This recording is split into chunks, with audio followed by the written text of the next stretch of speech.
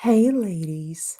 Welcome to Black Women Making Money. We are the home of the upwardly mobile Black woman. So, first of all, to my ladies who were here yesterday, I could not make it and I didn't have a chance to change the date and time. So, pretty practical is saying, wow, I didn't go to her concert, but good for her. The ticket prices were definitely high enough. Yes, they were. And as a Terra Career woman, no, you did not miss it. I apologize, but I am here now. Rana is in the house. Hello, Rana. Hello. So, I want to welcome everybody today. Please like the video. Please like the video. We're going to talk a little bit about the economics of the tour itself. Going to let people come in. Let me know if you went to see the Renaissance tour. Let me know if you did not. I personally didn't. I was a fan of Destiny's Child, but I never even went to a Destiny's Child concert. I don't do concerts. I don't like, well, that's not true. My mother and I went to see the Pointer Sisters, which is like an 80s group, 80s girl group, and we are going to see Gladys Knight coming up, but like I don't do big concerts. I don't do big concerts. So Ron is saying no, did not go to see Beyonce, and Samri is saying, hey, hello, hello. So yeah, so we're going to talk a little bit about the Beyonce tour, a little bit about the economics, some of the economic things that have happened and are expected to happen. And apparently, the economists are going to be blaming the economy on Taylor Swift, Barbie, and Beyonce. So I have a news story about that. I thought that was kind of comical uh, because after the whirlwind summertime, where they were expecting to have the economy just totally tank. Now they're saying, well, right now and through next year, we're expecting the economy to do badly. And of course, the news article is all about the Taylor Swift and Barbie and Beyonce. So apparently women apparently women are going to be the cause of some of the economic issues that we're having. And then the final thing that I want to talk about today is something called being a parasite. And it sounds bad, but it's actually quite good because you see parasite marketing is what I first heard of it called as, but you see it happening all the time. And one of the things that one of the reasons why I joined the company that I joined is because, and y'all know I'm a mortgage loan officer. I joined this company because the gentleman who owns this company also owns a real estate brokerage, a construction company, a uh, has joint venture with a title company. He has a real estate investment association, etc. So I don't have to start from zero in order to get business and in order to get my career going. And I wanted to be in sales. A lot of you, if you're working in corporate America, you're a parasite, right? Because you have some big corporation that you're working for and they're making money off you, but you're also able to attach to them. A lot of people are parasites to Beyonce, for example, and it's not necessarily a bad thing because she needs people and they need her, right? Or Taylor Swift or Barbie, Hollywood, etc. Some people are going to be parasites to Jada Pinkett and this book that she has coming out, etc. So Rana's saying, I would love to go. Samri's saying, I saw a bunch of people dressed in sparkly silver in downtown Seattle a month ago. Then I checked out the price of the ticket. Yep, the ticket prices were cray cray. That's part of the reason why she made so much money. And Rana is saying, wow. So again, everybody, as you are coming in, please like the video. And I'm going to show you a couple of news articles here. And we're going to just have a good time talking a little bit about Beyonce. Again, I'm not a Beyonce fan. I don't care for her music these days, but I get why she is popular. And if you think the only reason that she is popular is because she is has light skin and she's pretty, that is not the case, because how many light-skinned, pretty women do we see that don't make it as big as Beyonce? And then there are some darker skinned women who are able to make it. and not just make it an entertainment, but other places as well. Now, do I think that she was favored because of Matthew Knowles? Yes. I think that she was favored. Yes, absolutely. Do I think that she was favored in the industry because of her look, because of her beauty? Yes. And we can all like, I haven't heard anybody say that they thought that Beyonce in her 20s was less attractive. No, we all know that she is an attractive woman. She was an attractive woman as she was coming up.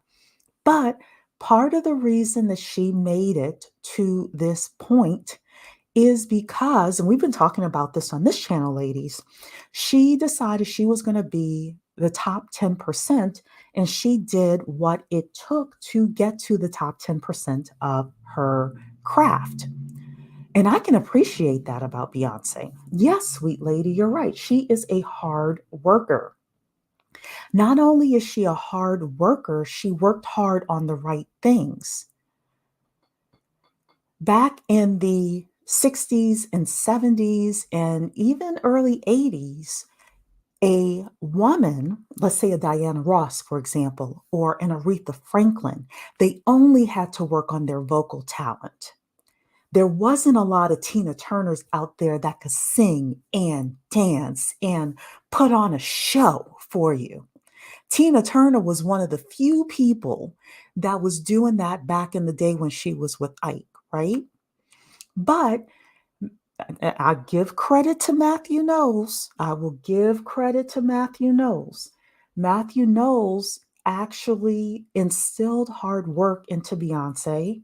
Um, Beyonce's mother, Tina, instilled hard work into her, but she also worked on the right things as well, sweet lady. She not only worked hard, but worked on the right things. So I will bring this back to my career right now. Some of you heard my session where I was talking about me getting advice from a top performer versus a low performer. And the top performer told me to read something that was like 2 to 3,000 pages. It's equivalent to reading the IRS tax code, right? And the low performer laughed at me when I said that the top performer said to do this. The low performer laughed at me and said, "Why would you want to do that?" Well, if we're looking at Beyonce, one of the things that she said in an interview was that Matthew Knowles would have them singing and running uphill in high heels, right? How many of today's stars are willing to do something like that? Very few. And because of that, Beyonce is at the top as well. So it's not just her light skin, it's not just her beauty. Now, she can't act worth shit. I will say she cannot act. Some people think that she can't sing. I think that she can sing. I think she can sing. But even more than that, she knows how to put on a great show. So because of that, her tour made $580 million. Because she has worked her way up, now she gets the best songs. People, if somebody has a choice of giving Beyonce their song versus a know nothing person, they will give Beyonce their song to sing and give her writing credit, even though she doesn't deserve it, because I've heard that she will put her name on for writing credit. This is part of the reason why she's so wealthy now, is because of some of the moves she has made. But we cannot kid ourselves. We cannot kid ourselves that the things that she was willing to do in the very beginning when she was starting her career has served her well. Yeah, and she has a carefully crafted image. You're absolutely right. And again, I will give respect to Matthew Knowles with regards to that. Matthew Knowles is a whole lot of garbage, in my opinion. In my opinion, getting two pregnant women pregnant at the same time, sir, like, that's dusty behavior. But when it comes to Beyonce and what he did for her and how he guided her career, yeah, I will say that I don't think there would have been a Michael Jackson without a Joe Jackson. And I don't think there would have been a Beyonce Knowles without a Matthew Knowles. Absolutely not. I also don't think there would have been a Michael Jackson without a Catherine Jackson. And I don't think there would have been a Beyonce without a Tina. I do think that you needed both of those parents pushing their children in such a way. But let's talk a little bit about the economy and the fact that Beyonce brought in $580 million in her world tour. The truck sold 2.8 million tickets across 56 shows in North America and Europe. So, after repeated monthly triumphs, a series of broken records in 39 cities turned to mute, Beyonce closed out the Renaissance World Tour on October 1st. According to figures reported by Billboard Box Score, the tour grossed $578 million and sold 2.8 million tickets. Uh, they have here Beyonce passes Madonna's Sticky and Sweet tour, and also her Formation World Tour, which brought in 256 million. So it was twice as much as the Formation Tour. The weekend's ongoing After Hours Till Dark tour has slid in the middle with about $305 million. Uh, so she's barely blocked by Gun N' Roses, Not This Lifetime tour, which did 584 million, and is ahead of the Rolling Stones, which did 558 million. So, yeah, so she has definitely done her thing um, with regards to her tour. So, the next thing is I know Wikipedia isn't necessarily the most accurate, but they have some pretty good information in here as well. Samri is saying, as well as Serena and Venus Williams, yes, their dad, yes, without Richard Williams, Serena and Venus would not be who they are. Absolutely. I agree with that. I agree with that. Also, I watched Air this weekend about Michael Jordan and how he did the deal with Nike. And because of the deal with Nike, he makes $400 million a year in passive income because of the sale of his Air Jordan shoes. Without Michael Jordan's father, and more importantly, his mother was the one that negotiated that deal with Nike in order to get him a percentage of every shoe sale that happened. If it were not for Michael Jordan's mother, he would not be in the position that he's in today, which is why it irks the crap out of me, especially when men are like, "I don't understand why you praising the mother. The mother wasn't out there doing the jump shots." It's like, come on, this mother set her grandchildren and great grandchildren up for life. And if you all watch the movie, I don't know how true the movie is to what actually happened, but in the movie, Michael Jordan had a chance to go to Adidas, he had a chance to go to Converse, and then he had a chance to go to Nike. And he didn't really want to go to Nike, but his mother urged him to go and hear Nike out. And Nike was like really low third, third choice for him. And then uh, Viola Davis's character, who played Michael Jordan's mother, she, persuaded Michael to go with Nike. But when she called Nike, she said to them, "Look, there was something that you left off of the term sheet. I just think you just, overlooked it." And she said, "Michael expects to get a percentage of every shoe that is sold with his name on it." And Nike said, "That is not the way the industry works. That is not what's customary within the industry." And Viola Davis's character said, "Well, we know it's not customary, but this is what we want if you want Michael." And because of Viola Davis's character playing Michael Jordan's mother, and this is apparently what really happened, that Michael Jordan's mother was the one that negotiated that deal for Michael Jordan. Michael Jordan's children's children will not have to work. So shout out to Mrs. Jordan. Shout out to her. Samri is saying here, Beyonce also knows how to transmute her husband's infidelity for her family's advantage. That's true. They both sold a lot of records with all the attention people gave them. That's true. That's very true. Hey, Selfish Love. Hello, hello. All right, let's see here. The Renaissance World Tour was the ninth concert tour by Beyonce. I really came on here to see how many places she stopped. So the All Stadium Concert Tour began, y'all listen to this. It began on May 10th, 2023 in Stockholm, Sweden, and concluded October 1st, 2023 in Missouri. The woman basically made $600 million over the summer. The woman basically brought in $600 million over a 3.5, 4 month period. A 4 month period. But if we think that it was only her working these 4 months in order to bring in that money, we're sadly mistaken. That is why I've been talking about the fact that Matthew Knowles, Tina Knowles, working with them, this was 20 years in the making, 25 years in the making for her to reach these kinds of heights. So in her career. The concert lasted between 2.5 and 3 hours and was split into 6 or 7 acts. That's a long concert.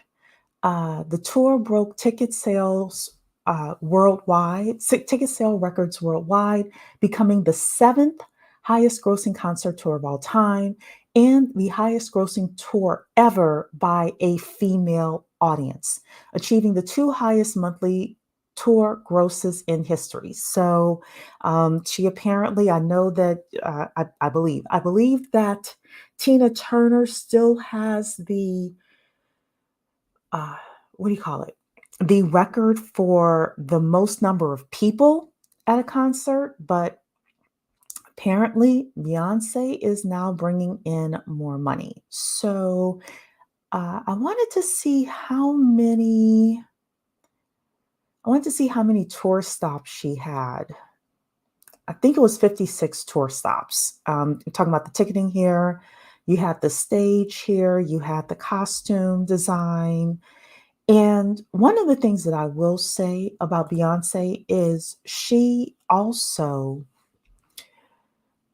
is very deliberate about everything that she does. She puts the money in to getting the best musicians, the best costumes, the best lighting, etc., etc. What does that mean for us? That means that if we, for example, I will give you my example, Cherie's example. If I want to be the best mortgage loan officer possible, I need to invest money into the right teachers and the right mentors who can give me the information I need in order to be the best of the best. Within your industry, it's the same thing. You may need to invest more money into getting into the right rooms, getting into the right associations, speaking with the right mentors. Your mentor may not want to go to Panera or Subway. You may have to take your mentor to a nice steakhouse. And of course, this is like relative, right? It depends on, if you are like a few years into your career or if you're a college student. If you're a college student, I'm not talking to you about this. I'm talking about people who are a few years into your career. Take your mentor to a nice steak house and really kind of, show them a gratitude, show them appreciation, get them to tell you all sorts of information, etc.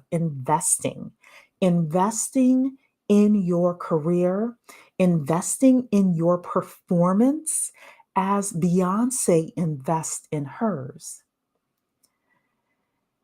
You're saying, I don't get it. The dancing was unimpressed. I don't know what was happening with the dancing. All I kept seeing was Blue Ivy. So they must have paid for Blue Ivy to be put front and center because all the shorts I kept seeing were about Blue Ivy. And I kept just passing the shorts with Blue Ivy. I don't know. But I would not be surprised if they were paying in order to like push Blue Ivy out there. So, but hey, Rose, hey.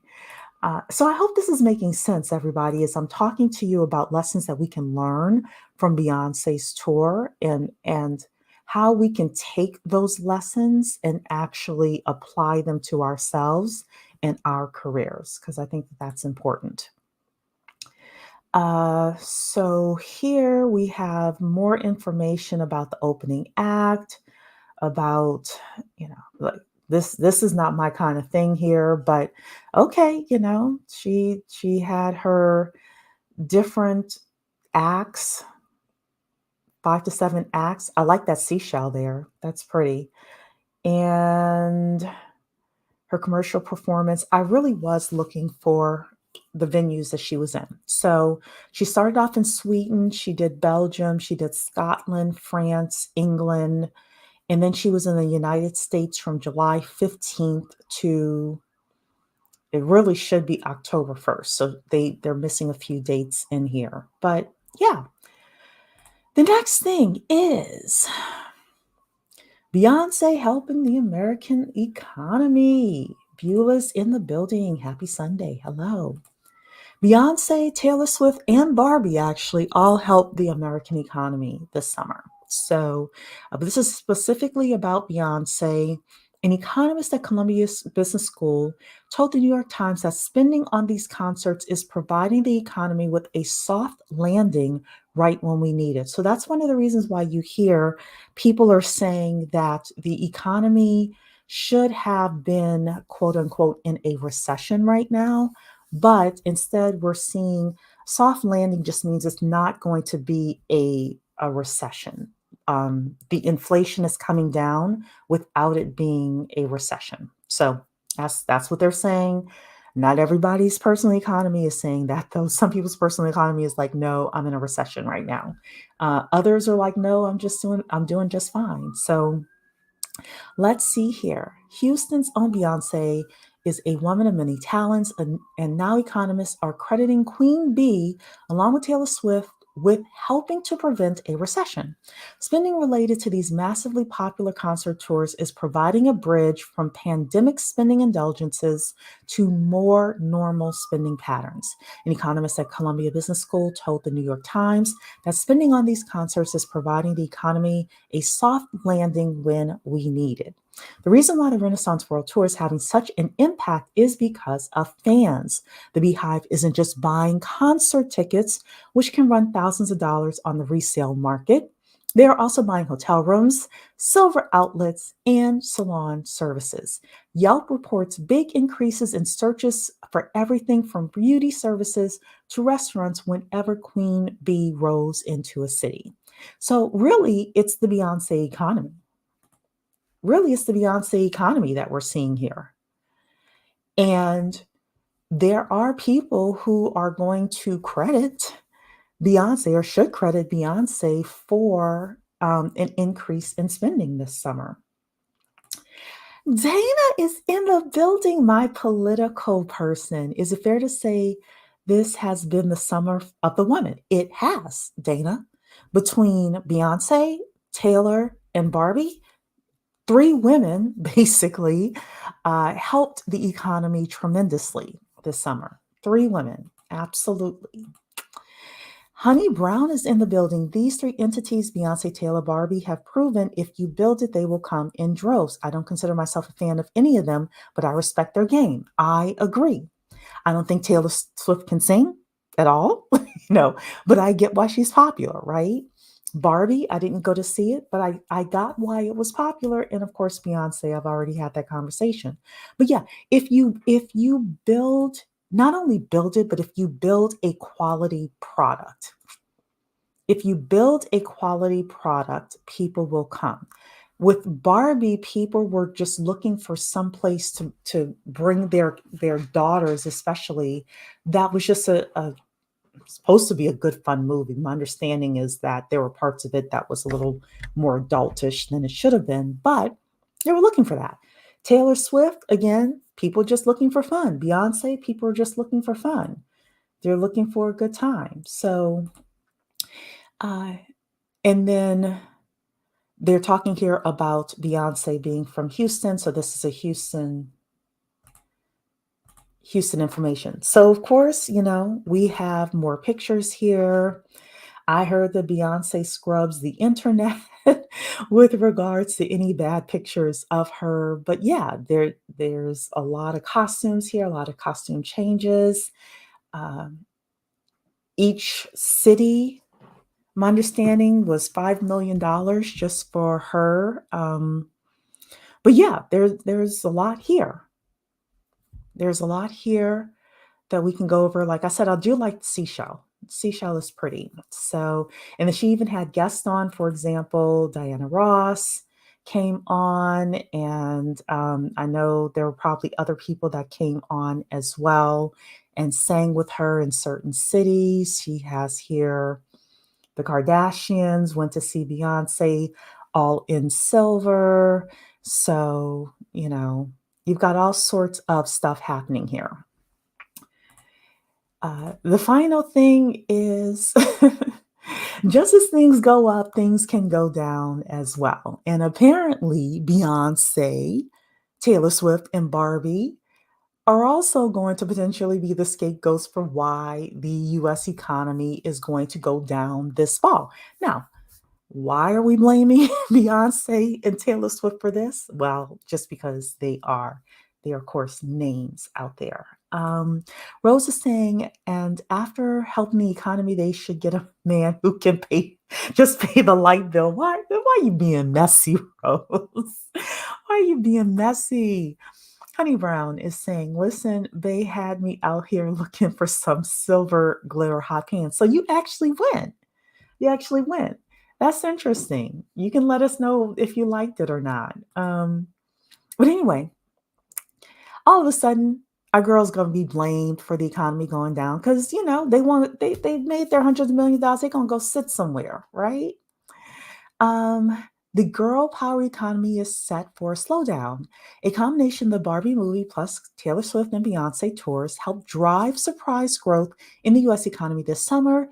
In aggregate, the concerts and blockbuster movie are expected to add $8.5 billion to US growth in the current quarter per Morgan Stanley. Because again, this was just over a 3-month period that all of this happened, sorry. But their wind down in the final quarter of the year can contribute to a personal consumption slowdown economists have been waiting for. The reason they've been waiting for it is because they're trying to get the last little remnants of inflation back down to 2%. So um, they were basically blaming Beyonce and Taylor Swift for heating up the economy in the summertime. And now, of course, now that their tours are over, we should expect, and student loan payments are coming back due. The moratorium is over. Now they're expecting things to kind of come back to normal with regards to consumer spending. So blame the girls, blame the girls, blame the girls for for the economy. Like we're not gonna blame the politicians, right? We're not gonna blame Jerome Powell. We're gonna instead blame Beyonce and Taylor Swift. So again, I know Yahoo Finance, they're just looking for clicks and all of that, but yeah. Um Honey Brown is saying, "Oh, I didn't. Oh, you didn't attend the concert. You're not paying for that B. Maybe Grace Jones. Oh, Grace Jones. I like Grace Jones. Yeah, we're going to see. Next month we are going to see Gladys Knight, but I only do like small, intimate places. I don't do anything super huge. I don't like huge concerts. I don't like venues with a lot of people. Like even if there is a business conference, anything over 300 people, I'm out. I'm like tapped out. But I do want to talk about one last thing with regards to a lesson that you can learn. And it's something that I learned years ago from a marketing guy. It's called Parasite Marketing. So if you all have been following Erica Williams, she has been talking a lot about affiliate marketing.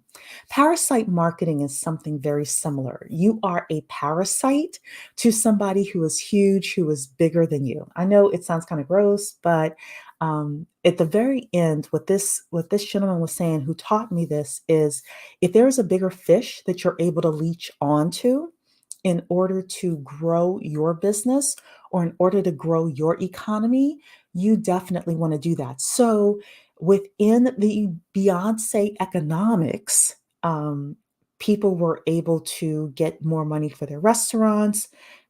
Salons were packed, the nail salons, the hair salons were packed.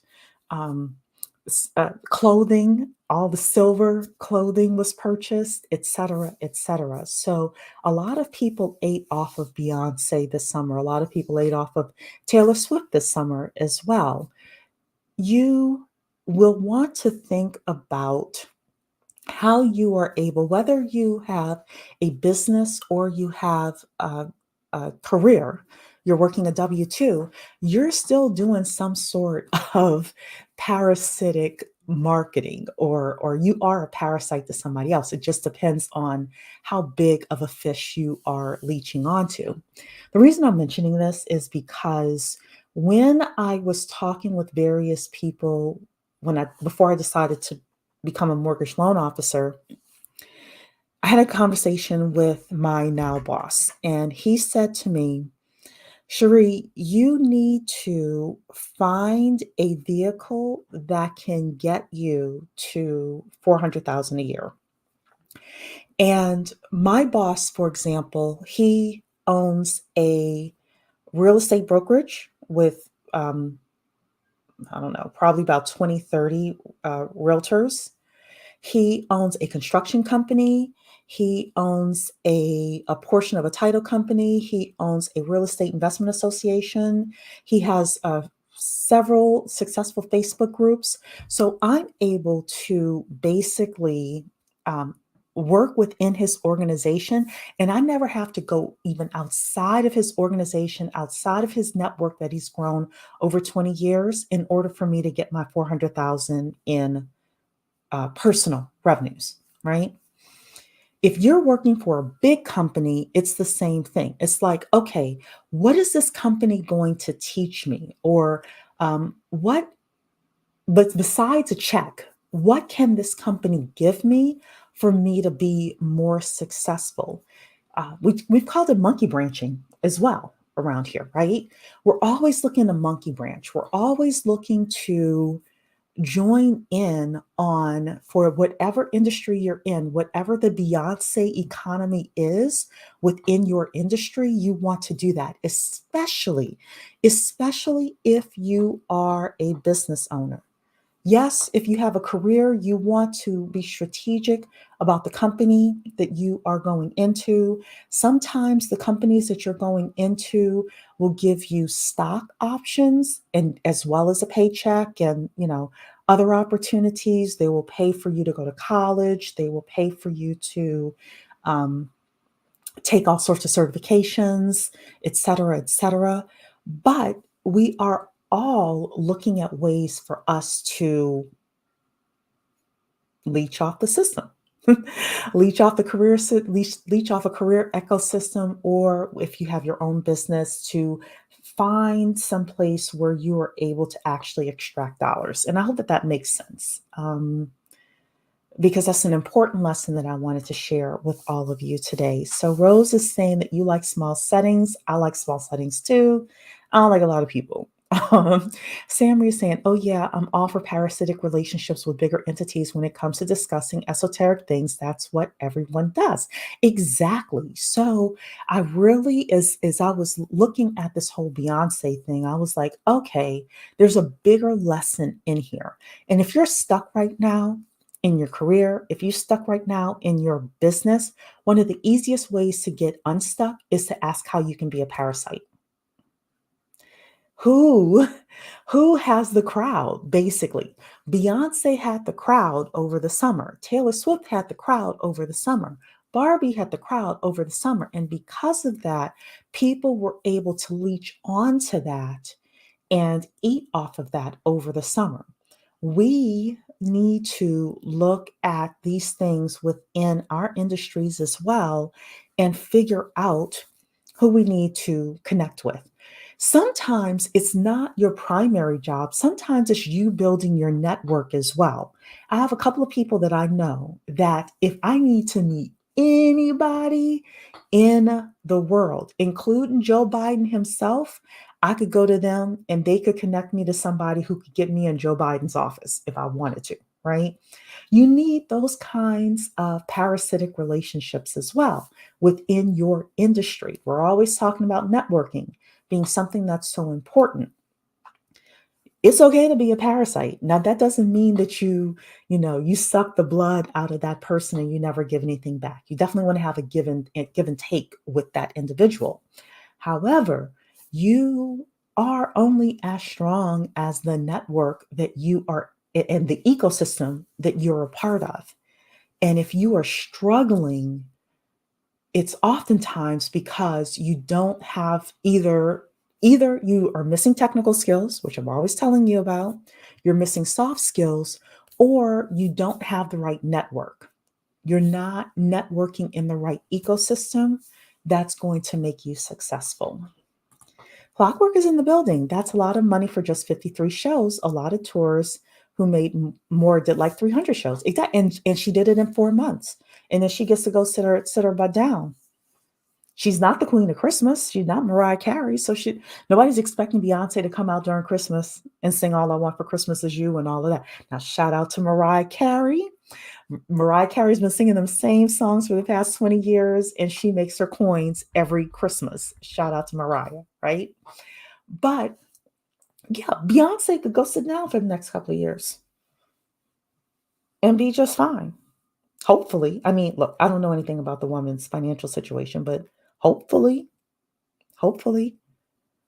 So, yeah, just 53 shows over 4 months, brought in close to $600 million, created a whole economy. So, that's it. That's it. That's all I want to talk about today. Um, Rana saying negotiation. Yes. Yeah, you gotta be able to negotiate. So that is it for me. Again, like the video on your way out. Please like the stream, share it with a friend or two. Definitely subscribe to the channel if you are not subscribed.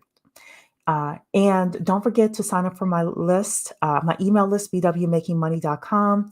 In a couple of weeks, we are going to have our closed Zoom session. We don't put it on YouTube.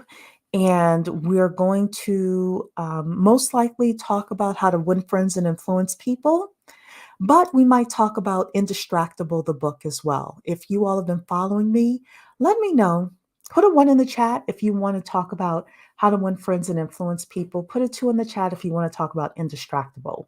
If you have no idea what I'm talking about, don't worry about it. But I know I have some of my faithfuls listening to the channel right now. So if you all want to do the book review of uh, Indistractable, put a 2. If you want to talk about how to win friends and influence people, put a 1 in the chat. Sabrina is in the building. Hello, my dear. Hello. Ron is saying I would have to replay this live. Yeah, definitely replay. Replay. Ron is saying that's a lot of money. Yeah, it's a lot of money. It's a lot. Okay, so I'm seeing the votes come in for Indistractable. I have one for how to win friends and influence people, another Indistractable, another Indistractable. I've been reading Indistractable. Okay, we might do Indistractable then in a couple of weeks. I'm going to put a post up as well just to get a survey of all of my ladies who aren't here live today, but it looks like Indistractable may win. I think that's very important for us as we're going through this holiday season, getting into 2024. There's going to be a lot of distractions with regards to politics. And, I want you to definitely stay focused. Stay focused. So, again, like the video, and I will see you ladies in the next couple of days. Take care.